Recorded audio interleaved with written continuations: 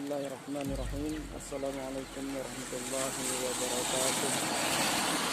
Teman-teman semuanya dimana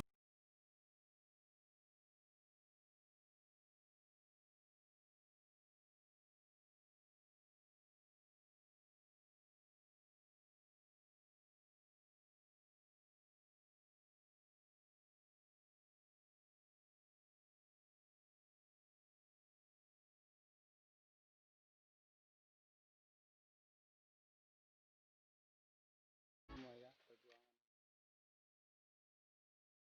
hujan lagi.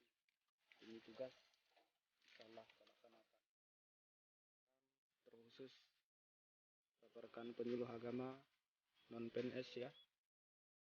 Inilah batas antara Desa Bukit Alim dan Desa Sekerabang.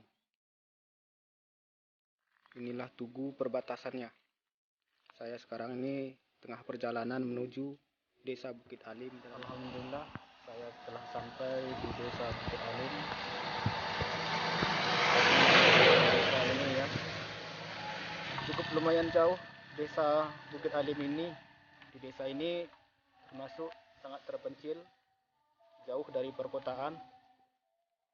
Jaringan internet pun agak susah di sini. Mesti kita dulu ke bukit-bukit baru bisa kita mendapatkan jaringan. Demikian ya teman-teman, ikutin terus perjalanan kami.